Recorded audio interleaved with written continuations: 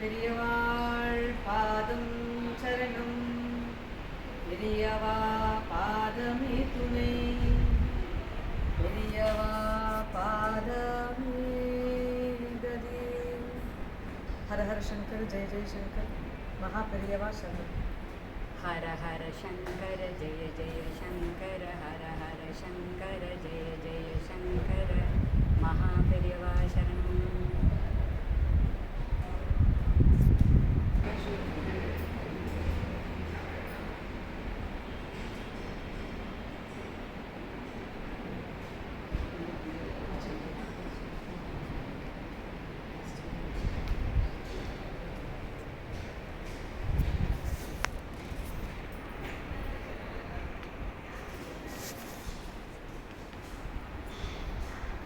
நமஸ்காரம்.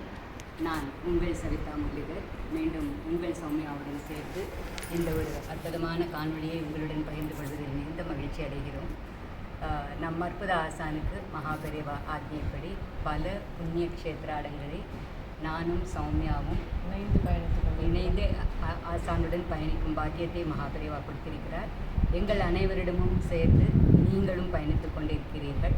அதனால் இந்த இடத்தில் மாமா உங்கள் அனைவரிடமும் இதை பற்றி பகிர்ந்து கொள்ள வேண்டும் என்று கூறியிருக்கிறார். எங்கு வந்தோம், எதற்காக வந்தோம் என்பதை சௌமியா நீங்கள் சொல்லுங்கள். எங்கு வந்தோம், எதற்காக வந்தோம் எல்லாமே பெரியவாளுடைய கோரியோகிராஃபி தான். மாமா சொல்லுவா, ஆஹா நான்லாம் வரேனே, எனக்கு வரத்துக்கு பாக்கியம் இல்லையே அப்படின்னு நம்ம நினைக்கக்கூடிய ஒரு மனசு இருக்குது. அப்போ நேற்றுக்கு ட்ராவல் பண்ணும்போது நான் மாமா கிட்ட சொன்னேன், கிட்டத்தட்ட 50 வருஷம் நான் எங்கேயுமே போனதே இல்லை மாமா. ஸோ பட் பெரியவா நான் ட்ராவல் பண்ணுறதுக்கான ஒரு ரைட் டைம், ரைட் பிளேசஸ், ஒரு அற்புத ஆசானுடன் வர வேண்டுங்கிறதுக்காக என்னை 50 வருஷம் ஹோல்ட் பண்ணி வச்சுருக்கா. அந்த மாதிரி நம்ம எல்லாருக்குமே ஒரு டைம் வரும். நம்மளோட இணைந்து பயணிக்கும் மஞ்சுநாத் என்ன சவிதா, கண்டிப்பாக அது அவனுக்கு நிர்ணயிக்கப்பட்டிருக்கு. கண்டிப்பாக அந்த மாதிரி பார்த்தீங்கன்னா மாமா சொல்லுவா, அவாவாளுக்குன்னு ஒரு டைம் வரும். மாமா சொல்லுவா, நான் 70 வயசில் ட்ராவல் பண்ணியிருக்கேன், கிட்டத்தட்ட 15 வருஷம் ஆத்தோடு தான் இருந்திருக்கேன், வெளியில் வருவேங்கிற ஒரு நம்பிக்கை கூட எனக்கு இருந்தது கிடையாது. ஆனால் அதை பெரியவா சாத்தியப்பட்டிருக்காங்க. அதனால் நம்ம எல்லாருக்குமே ஒரு கரெக்டான டைம் எல்லாத்துக்கும் வரும். நாம் இப்போ எங்கே இருக்கோமோ that's the best thing that is to happen in your life. பெரியவா கொடுத்த அற்புதமான ஒரு டைம் அப்படின்னு நினச்சிட்டோம்னா எல்லாமே நல்லது அப்படின்பா. இது ஏன்னா நம்ம எல்லாருக்குமே இந்த கொஷின் வருது, நம்ம ஆர்டினரி மனுஷா தானே, இந்த கஷ்டம் எனக்கு எனக்கு ஏன் இது கிடைக்க மாட்டேங்கிறது. அந்த மாதிரி எப்பயுமே நம்மளுக்கு அடுத்த வாழ்க்கை ஏன் கற்றுதுன்றதை பற்றி கவலை கிடையாது, நம்ம பொறாமப்படுறது கிடையாது. ஏன்னா அந்த அளவு பக்கம் நம்மளுடைய இறை பயணத்தில் நமக்கு கிடைக்கிறது. ஆனால் எனக்கு ஏன் இந்த கஷ்டம் வருது, எனக்கு ஏன் இந்த குழப்பங்கள், எனக்கு ஏன் எல்லாம் அப்படிங்கிற ஒரு கொஷின் வருது. அப்போ மாமா ஒரு முறை சொன்னால், எனக்கு ஏங்கிற கொஷின் கூட இறைவனை நோக்கின ஒரு கொஷின் தான், எனக்கு ஏங்கிற ஒரு கொஷின் கூட ஒரு சட்டில் ஈகோ தான் அப்படின்னு ஒரு முறை எனக்கு சொல்லி கொடுத்தா. ஏன் அடுத்த வாழை புகழ்ந்ததை பற்றி எனக்கு பிரச்சனை இல்லை, என்னை திட்டாலேன்னு எனக்கு வருத்தம். அப்படிங்கும்போது உன்னை திட்டாலேங்கிற வருத்தம் கூட ஒரு சட்டில் ஈகோ தான் தெரியுமா, அதுவும் ஒரு துளி இதுதான் அப்படின்னு. இந்த பயணங்கள், இந்த ஆன்மீக பயணமே வந்து நான்கிற அந்த எண்ணத்தை விடுறதுக்கு தான் அப்படின்பா. அதை தூக்கிண்டே வராது அப்படின்பார் மாமா. நான்கிற எண்ணத்தை தூக்கிண்டே வராது, அதை விட்டுடு அப்படின்பார். அந்த மாதிரி இந்த முறை பயணம் வந்து பிள்ளையார்பட்டிக்கு வந்திருக்கோம். இதை பார்க்கும்பொழுதே உங்களுக்கு தெரியும், நாங்கள் வந்து ஒரு செட்டிநாடு என்விரான்மெண்ட்டில் உட்காந்துருக்கோம் அப்படின்னு சொல்லி, செட்டிநாடு செட்டப்பில். ஸோ நாங்கள் ஒரு சின்ன செட்டிநாடு ஹவுஸ் அதெல்லாம் வந்து ஸ்டே பண்ணியிருக்கோம். ஏன்னா ரொம்ப ரம்யமாக இருக்குது. மாமாவுக்கு மித்தத்தில் துளசி அந்த மாதிரிலாம் ரொம்ப பிடிக்கும்னு சொல்லுவாள். அதனால் வந்து இந்த முறை வந்து ஒரு செட்டிநாடு ஹவுஸ்லாம் வந்து நாங்கள் ஸ்டே பண்ணியிருக்கோம். அந்த இன்னொரு விஷயம் சொன்னேன், நமக்கான டைம் வரும் அப்படின்னு சொன்னால் மாமான்னு, இதை பார்க்குறவங்க எல்லாருக்கானமான ஒரு டைமும் வந்ததுனால தான் மகாபெரிவாளோடைய ஆசீர்வாதத்தில் மாமா வந்து பிள்ளையார்பட்டியில் ஆரம்பித்து எல்லா க்ஷேத்திரத்துலேயும் நம்ம எல்லாருக்கோசரமும் சங்கல்பம் பண்ணியிருக்காங்க. ஸோ உங்களுக்கான டைமும் வந்துடுது அப்படிங்கிறது தான் இந்த கண்டிப்பாக. பிள்ளையார்பட்டிக்கு வரும்போதே மாமா சொன்ன ஒரு விஷயம் வந்து, Pillaiyar is our best friend. பிள்ளையாரை வேண்டாமல் பெரியவா எதுவுமே பண்ண மாட்டாங்க. நம்மளுடைய தெய்வத்தின் குரலில் பிள்ளையாரை பற்றி அவ்வளோ அர்த்தமாக பெரியவா சொல்லியிருப்பா. பெரியவா வந்து பிள்ளையாரை எவ்வளோ பிரதானமாக பேசுவா. எங்கேயா கிளம்புனாலே பெரியவா வந்து பிள்ளையாருக்கு தேங்காய் உடைச்சிட்டு பிள்ளையாரை வெண்டின்னு தான் போவா அப்படின்ட்டு. ஸோ அந்த மாதிரி பிள்ளையார்பட்டிக்கு வரும்போது மாமா சொன்ன முதல் விஷயம் வந்து, குரு பூஜை பண்ணிட்டு இருக்க எத்தனையோ டிவோட்டிஸ், மாமாவை பார்க்க வர டிவோட்டிஸ், சரணாலயத்துக்கு வர டிவோட்டிஸ் எல்லாருக்கும் ஏதோ ஒரு தடங்கள், எல்லாமே நல்லா நடக்குது. பட் லாஸ்ட் லெக்கில் ஏதோ நடந்துருக்குது. அந்த ஏதோ ஒரு தடங்கள் அவள் எல்லாருக்கும் விலக வேண்டும் அப்படிங்கிற ஒரு பெரிய பிரார்த்தனையை வச்சு தான் பிள்ளையார்கிட்ட போனோம். ஸோ நாங்கள் பிள்ளையார்கிட்ட போகும்பொழுது ஒரு ரொம்ப கூட்டம் இல்லாததான் இருந்தது. அன்றைக்கி நாங்கள் வெள்ளிக்கிழமை சாயந்தரம் போனோம். ஆனாலும் பிள்ளையார் வந்து இதை விட ஒரு அழகான ஒரு பிள்ளையாரா அப்படிங்கிற மாதிரி அப்படி ஒரு என்ன சொல்கிறது சொக்கத்தங்க பிள்ளையார். வலது கையில் திருவீஸ்வரர், வலது கையில் லிங்கம் வச்சுருக்கார், திருவீஸ்வரர் வச்சுருக்கார்.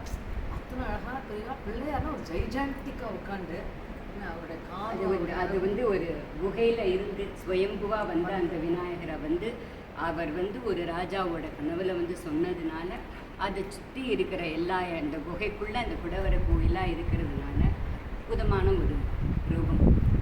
அந்த வலது கையில் அவர் தன்னோட சிவலிங்கத்தை வச்சுருக்கார். அதை பார்க்குறதே வந்து ஒரு புண்ணியம். இவ்வளோ அழகாக பார்த்து வேண்டினோம்.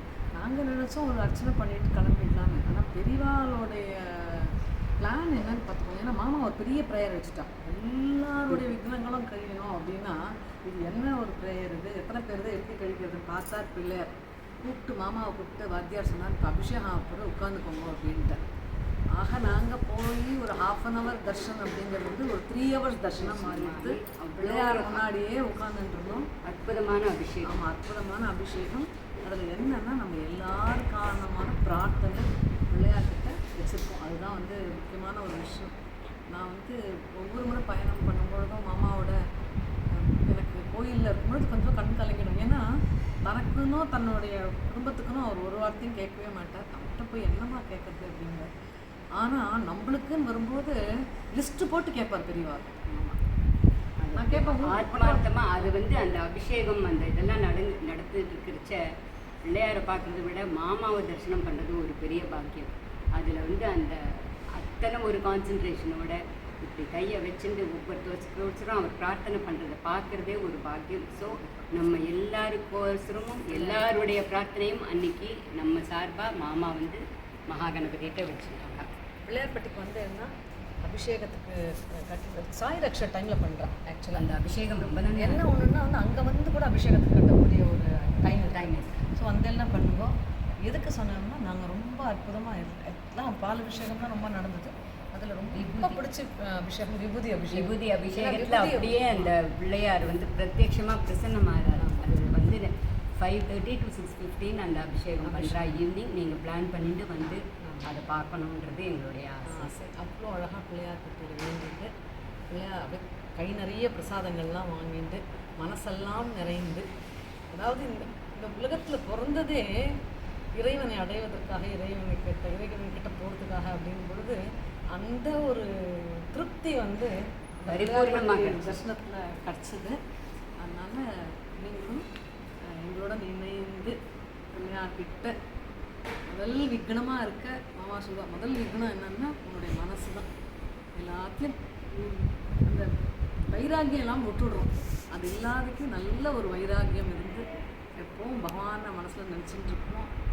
What ever is happening to me is the highest good that is happening to me அப்படின்ற மாதிரி நினச்சிட்டு பகவானுடைய அனுகிரகம் நினச்சிட்டு மேலே முன்னாடி போகணும்னு பிள்ளையார்கிட்ட நம்ம எல்லாருமே வேண்டிக்கணும்.